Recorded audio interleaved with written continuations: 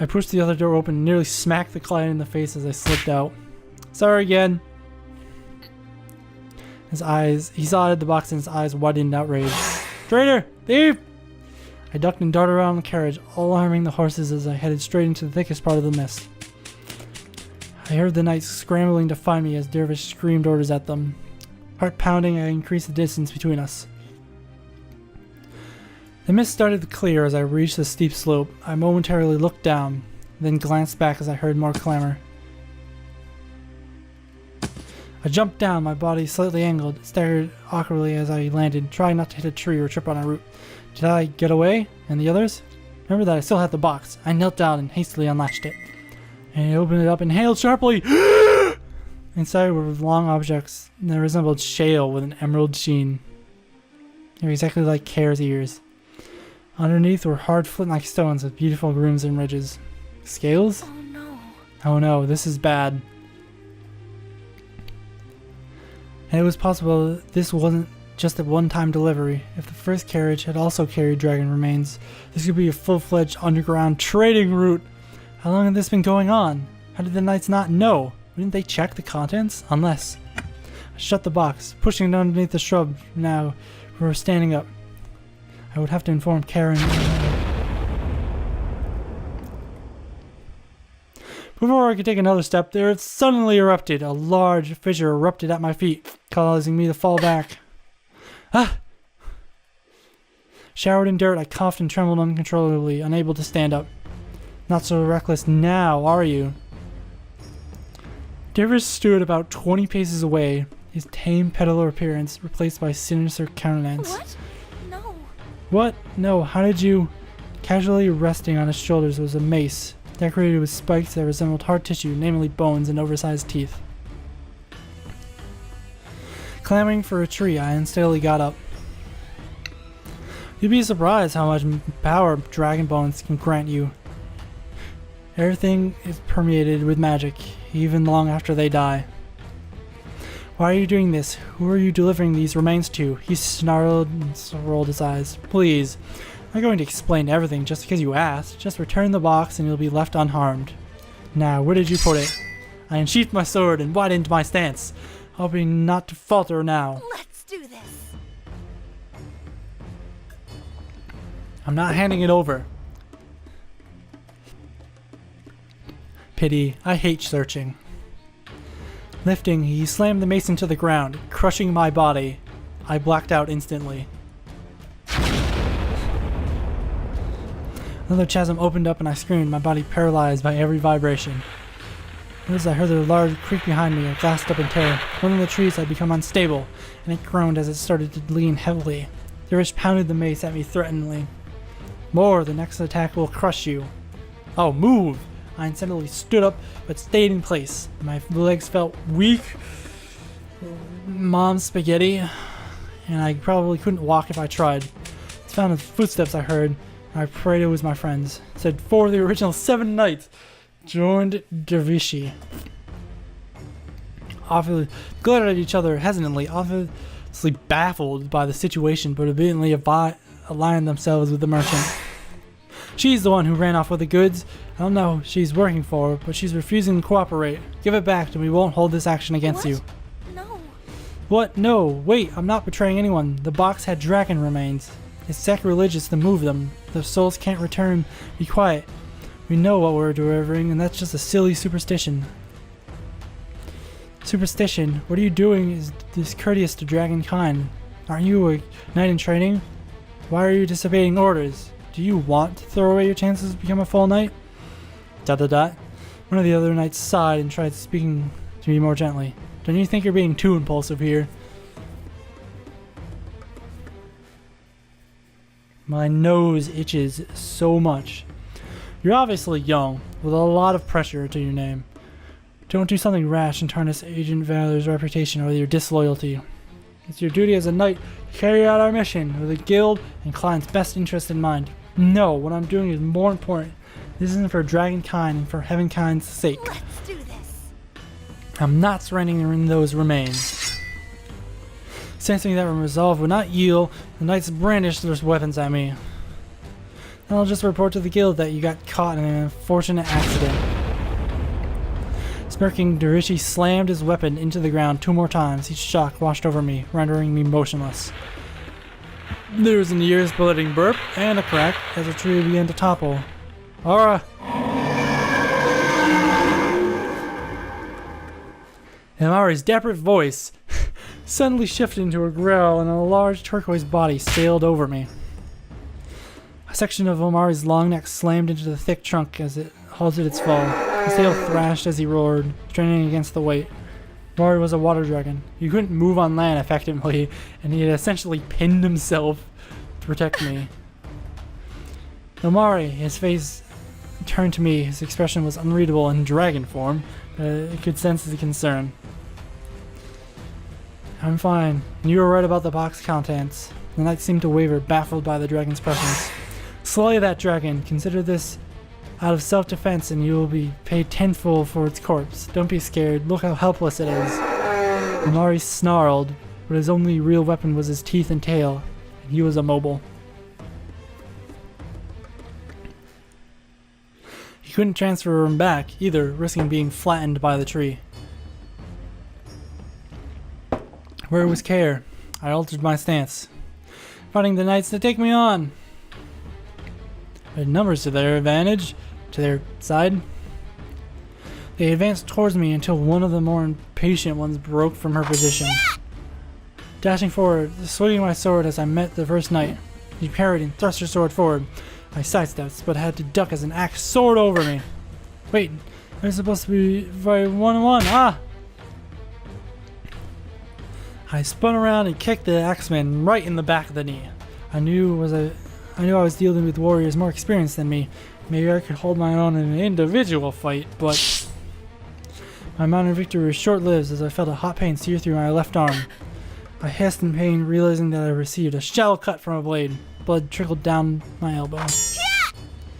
That moment of hesitation left me open. I barely blocked another attack. The axemen and swordsmen were overwhelming me, and I frantically tried to keep them at bay. Each swing, their weapons grew dangerously closer, and each blow reverberated with my sword arm. There was a second crimson spray as a steel blade bit into my torso, and I cried out.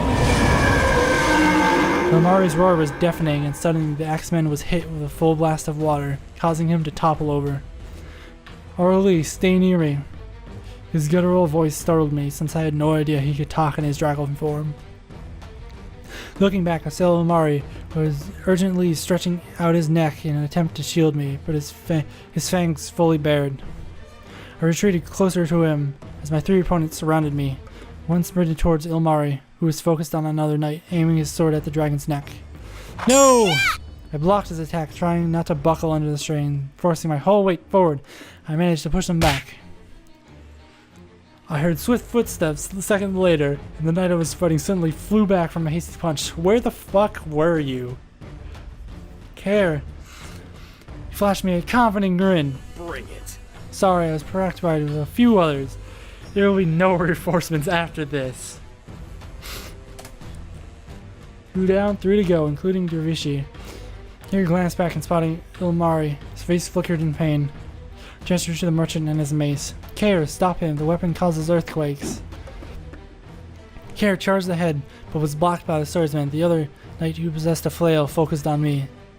Though the flail was short-range, its battering power was enough to make me wary. As I dodged an attack, I stepped back and my foot found nothing but air.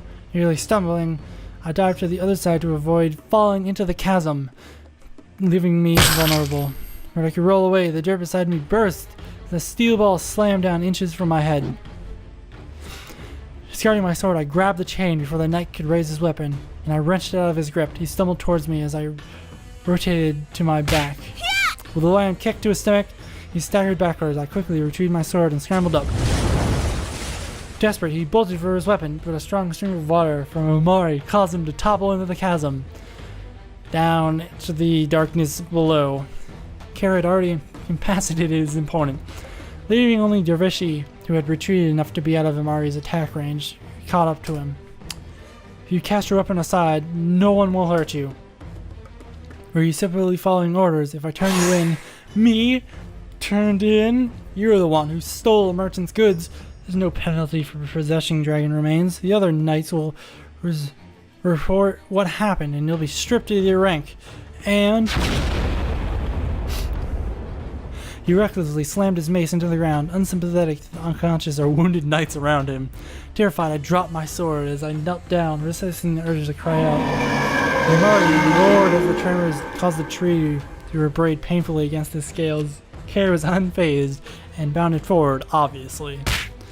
Before Rishi could launch another assault, Care's fist met his cheek and the merchant went flying. His body slammed and tumbled against the hard terrain.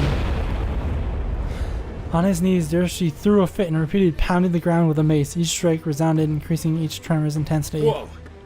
So stop that. If you keep that up, Care had to leap away before the ground nearly swallowed him up. Deep fissures appeared and split, causing the ground to distort. The loose dirt rained down from the steeper slopes, as if the entire region was going to liquefy.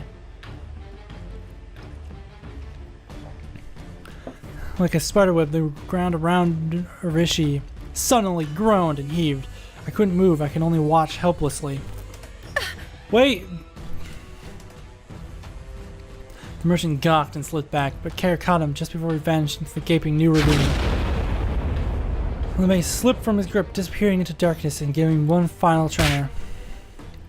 Care forcibly threw Rishi onto solid ground. I slowly regained my balance, but I was determined to remain strong. Rishi crumbled to the dirt in a supine position, and I instantly pointed my blade at his exposed neck. It's over. You're nothing without that weapon, so just get lost. His forehead was beaded with sweat as he nodded fervently. All his fight was gone. You're just gonna let him go? He used dragon remains for a weapon. Disgusting. I'm not going to kill him. Argent Vale is aware of what's going on. They'll probably protect him.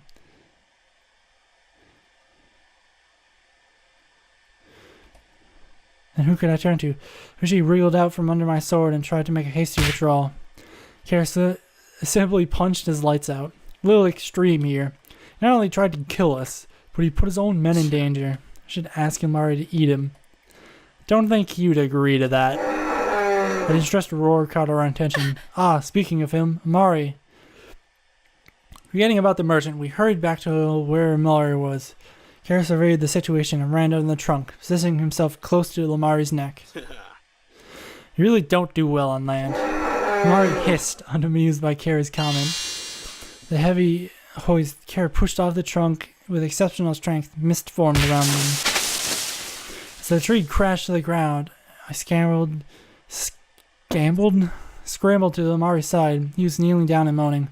Ilmari, are you okay? That was so reckless. His fucking face. I'm fine. My neck. I'm going to be sore for a week. He's on the verge of tears. What about you? Those injuries. Those injuries! I couldn't stop them. Stopping, he clung to me, burying his head in my shoulder, covering himself in my blood. I'm so sorry. I was useless. That was the best I can do. I patted his back reassuringly.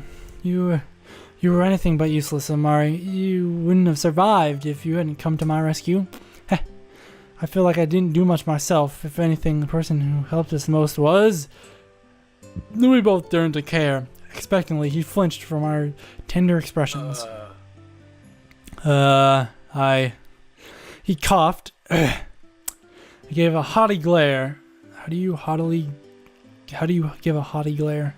Placed his hands on his hips. Tch. That's right. I did most of the work. Sheesh. Both of you are pitiful. Whoa! Wait, what are you doing? Fucking Ilmari's faces. I can't. We both embraced Care, refusing to let him escape.